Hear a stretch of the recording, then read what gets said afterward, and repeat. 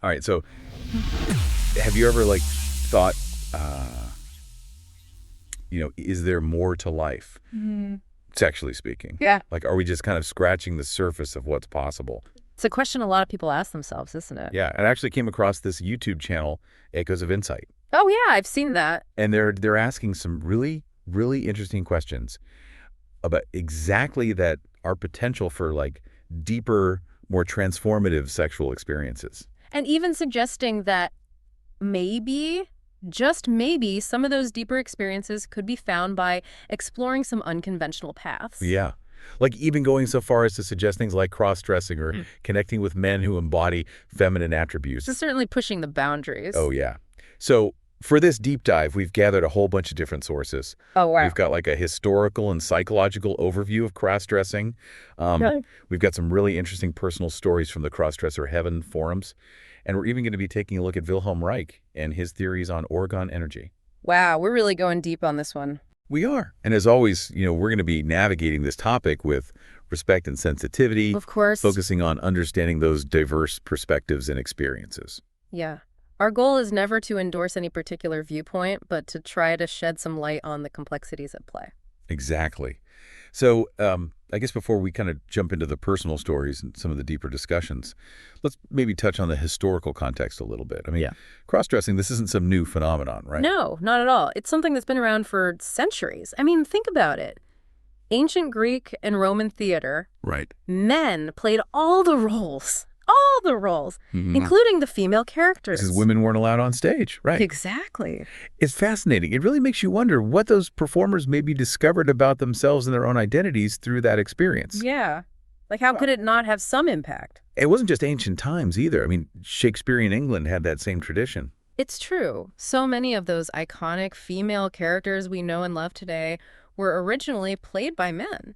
It's amazing. And, it kind of makes me think, it kind of challenges our modern perception of cross-dressing as something that's radical or taboo, Yeah, it does. Like, imagine a society where it was just accepted, celebrated even. Yeah, it makes you think about how those societal norms were so different. Huge difference from the kind of strict gender binaries we often see today. Yeah. Though even back then, there were people who pushed those boundaries, and not always just for entertainment, Yeah, I mean, take Joan of Arc, for instance. Exactly. A woman who, in the 15th century, puts on male armor Yeah. and goes to war. She wasn't just acting. She was challenging, like really challenging what it meant to be a woman at that time. Especially in a time of war. That must have taken incredible courage. It really does make you think. And there are lots of stories of women disguising themselves as men during the American Civil War, too. Wow. What would drive them to do that?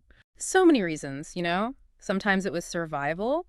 Sometimes to fight for their beliefs, sometimes even to be spies. That's amazing. It really shows you how the motivations behind cross-dressing have always been complex, right? Right. Like it's not just one thing. It's about survival. It's about self-expression. It's about pushing back against expectations. All these things kind of wrapped up together. It's like, what did those individuals discover about themselves through those experiences? Yeah. Things they might never have uncovered otherwise, right? It really makes you think. It does. And it kind of brings us back to those questions Echoes of Insight was asking. Could exploring those paths, those spaces outside of the norms, lead us to unexpected forms of self-discovery, even maybe within the realm of sexuality? A question worth considering for sure. Now, let's maybe shift gears a little bit and touch on some of the psychological aspects of cross-dressing. Okay. One question that comes up a lot is whether or not it's considered, normal. Well, and that's a loaded question, right? Yeah. I feel like that reflects all that societal unease around anything that challenges gender norms. It absolutely does. But from a purely psychological perspective, cross-dressing itself, it's not inherently a problem. Right. It's not a sign that something's wrong. Got it. It's only if it's causing someone significant distress, or preventing them from functioning in their daily life. That's when it might be a cause for concern. That makes sense. So it's important to remember there's a spectrum of experiences here. And, it's not necessarily tied to gender identity either, right? No, not at all. Cross-dressing doesn't automatically mean someone is questioning their gender. Right. For lots of people, it's just a form of self-expression, a way to explore different parts of themselves, or even just a way to relax, to find some comfort. Like it's challenging us to think beyond just male and female, right? To acknowledge that human identity is more fluid, more complex than that. Exactly. But of course, there are times when cross-dressing is connected to gender identity. For some transgender individuals, it might be a part of figuring out who they are, experimenting with how they want to express themselves. Of course. But even then, it's just one piece of a much bigger picture. Right. And each person's experience is totally unique. For sure. And it's the same with sexual orientation, right? There's this stereotype out there that cross-dressing is directly linked to being gay or lesbian.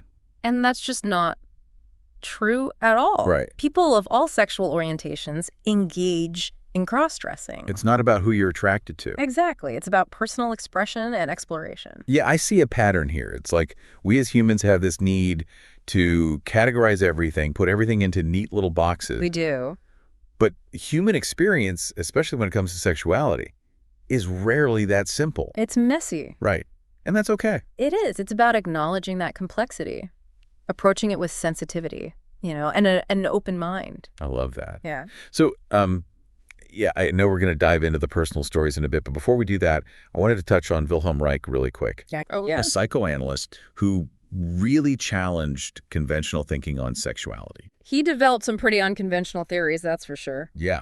He believed in this thing called orgone energy, which he saw as this universal life force. Right. And he thought it was super connected to sexual health and vitality. Yeah, and his ideas, they were considered, pretty radical. They were? Even dangerous, especially by, the mainstream scientific community. Yeah. He faced some pretty serious consequences for his beliefs. Mm-hmm.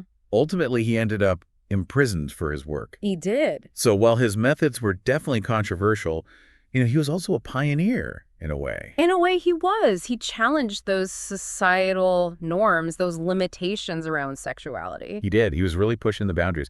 And I think it all comes back to this yearning for something more, that sense that maybe there's a level of fulfillment we're missing out on. You're right. It's that desire to explore, to break free from those limitations. So with that in mind, I think it's time to hear from the people who have actually lived these experiences. Mm-hmm. Yeah, let's dive into those personal stories and see what insights we can glean from the folks on the CrossDresser Heaven forums. Let's do it. It's amazing as we go through these personal stories from the CrossDresser Heaven forums, how many of them touch on that same yearning for something more. Like that feeling that there's a deeper level of experience they're missing. Exactly. Like those forum members are really grappling with the questions that Echoes of Insight brings up. Living them out in their own way. Right. And it really highlights how personal this whole journey is. Yeah. One thread that really caught my eye was titled, "The Thrill is Gone." Ooh, interesting. And it was started by this woman named Maureen, who was talking about how, when she first started cross-dressing, it was the forbidden aspect of it that really got her going, Like the thrill of doing something taboo. Exactly. But she was finding that as she got older, that excitement was starting to fade a bit. Which makes sense. It's kind of like, I don't know, anything new and exciting. At first, it's all about pushing boundaries. There's a rush that comes with the risk.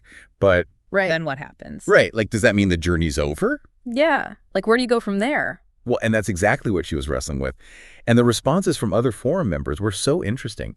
Some people were like, yeah, I totally get that. That initial thrill, it changes. It becomes something more mellow. Okay. A sense of peace. More about being comfortable with yourself. Exactly. Like finding contentment in expressing who they truly are. So it's not about chasing that adrenaline rush forever. Right. It's about how those feelings transform. You're listening to Echoes of Insight, where we dive deep into the topics shaping our world. From the planet and politics to health, consciousness, economy, and alternative lifestyles. If you're enjoying the journey, make sure to subscribe and share this podcast with others who love exploring new perspectives. Exactly. And for some, the thrill shifts.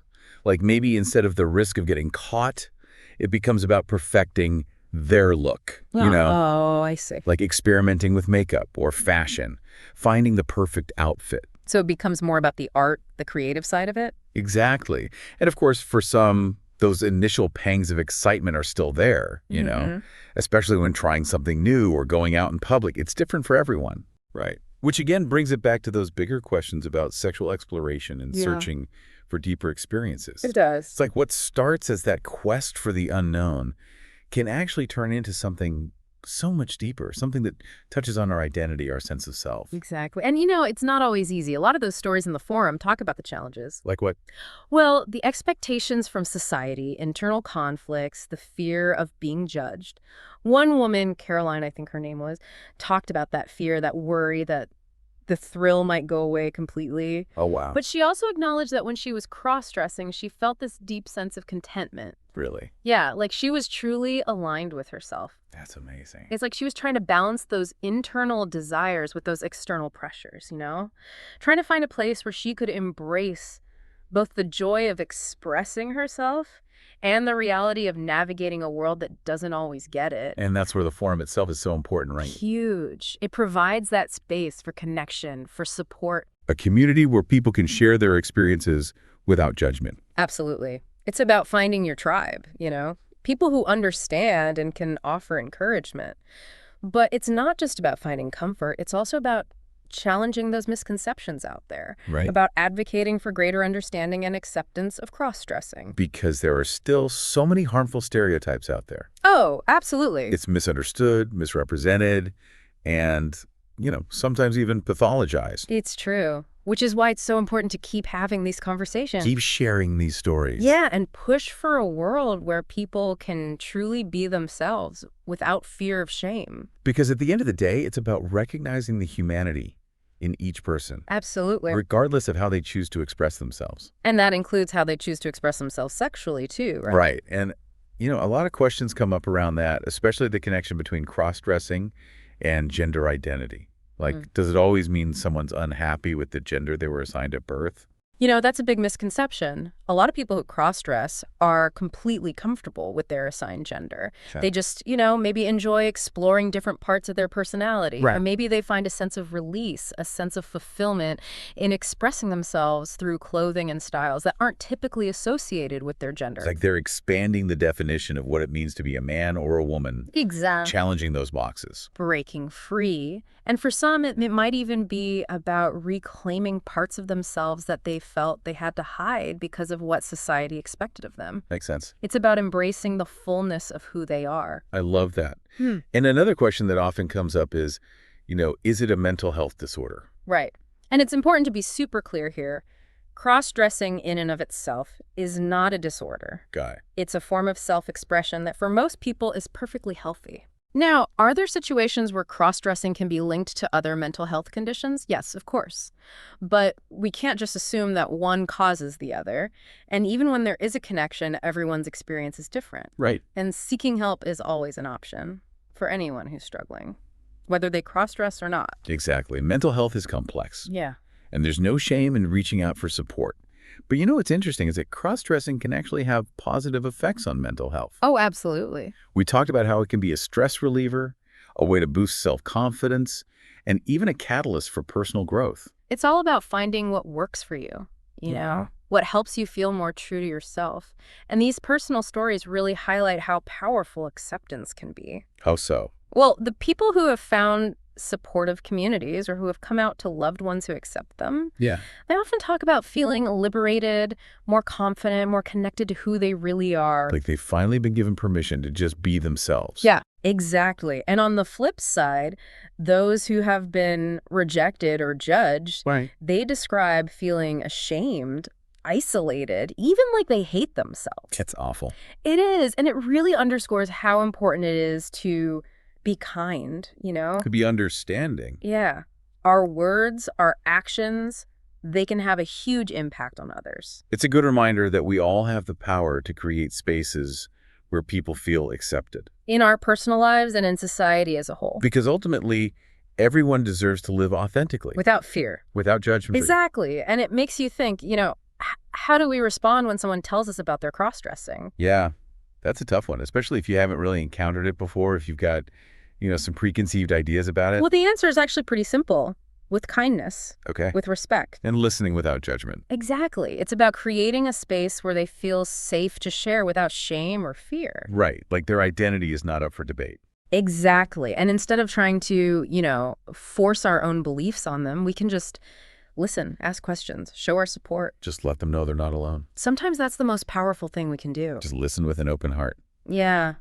It's about recognizing that we're all connected, regardless of our differences. I love that. And, by doing that, by fostering that culture of acceptance, we can help create a world where everyone feels empowered to be their true selves. To live authentically. And that authenticity, that willingness to be true to who we are, that's what allows us to explore those deeper levels of experience, to connect with ourselves and others in ways that are more meaningful. And maybe even more ecstatic. Exactly. It's about breaking free from those limiting beliefs and embracing the full spectrum of human experience. Because maybe, just maybe, in that embrace, we'll find the key to a more fulfilling, more ecstatic life. It's funny, even though those personal stories we talked about didn't really get into, like, deeper sexual experiences explicitly, they still kind of tie back to that whole yearning for something more that Echoes of Insight is all about, Totally. Like, those folks, through their own journeys of self-discovery, they're already tapping into a level of authenticity that opens up all sorts of possibilities. Yeah.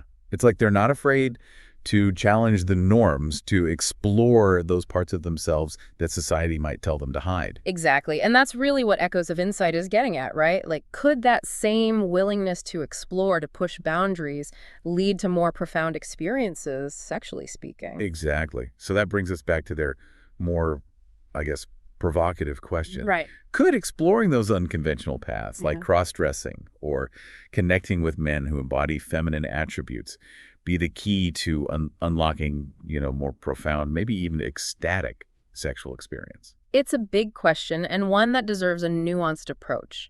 We're not saying this is a one-size-fits-all solution or anything like that. What's really interesting to me is the motivation behind it all. What's driving people to explore those paths? Yeah, it's that desire to push past the ordinary, to go beyond those pre-scripted ways of thinking and experiencing things. And to tap into something deeper. Exactly. And think about it, when you step outside those rigid roles and expectations, when you embrace a more fluid sense of self, it opens up a whole world of possibilities, right? Suddenly those old ideas about what's acceptable or normal don't matter as much. And you're free to explore what truly resonates with you. Both on your own and with a partner. Exactly. It's about reclaiming that sense of agency, that authenticity in every aspect of your life, including your intimate experiences. Because this exploration goes way beyond just the physical act. It does. It's about expanding our whole understanding of intimacy, of connection, of pleasure. It's about letting go of those beliefs that might be holding us back from experiencing the full potential of our sexuality. It strikes me that this whole conversation really ties into how we think about gender and sexuality in general. Well, we're finally starting to move beyond those rigid binary categories. Male, female, gay, straight. Right. And we're starting to acknowledge that there's so much more fluidity, so much more complexity to what it means to be human. And that's a beautiful thing. It is. It opens up so many doors. It encourages us to question assumptions, to break free from those societal scripts, and to discover new ways of connecting with each other. So where does that leave us? We've explored the history and psychology of cross-dressing. We've heard some incredible personal stories, and we've even touched on the, let's say, colorful theories of Wilhelm Reich. And I think even though we didn't definitively answer whether or not exploring unconventional path leads to more sexual ecstasy, we've definitely uncovered some food for thought. Definitely. I mean, we've seen how powerful it can be to challenge norms, to embrace who you truly are, and to be open to new experiences. And that journey, that willingness to explore beyond what we think we know, who knows? Maybe that's the key to unlocking a more fulfilling, a more ecstatic life experience. Both sexually and beyond. And on that note, to our listeners out there, we leave you with this. Dare to question, dare to explore, dare to embrace every part of who you are.